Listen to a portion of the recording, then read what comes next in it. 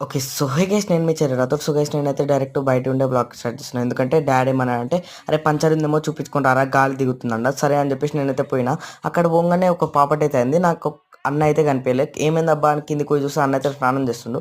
5 minutes ఆగిన అన్న అయితే మీదికొచ్చిండు. అన్న మీదికొచ్చి చెక్ చేసిండు కానీ పంచర్ ఏం లేదు. గాలి కొట్టేసిండు.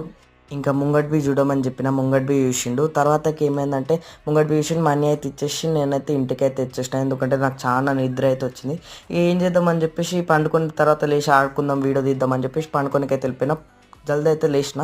లేవగానే మా మమ్మీ చికెన్ తీసుకురమ్మనేది పోయినా. నాకైతే అక్కడ ఒక కార్ కనిపించింది. కార్ని చూసి నాకు కొంచెం మస్తు అనిపించింది.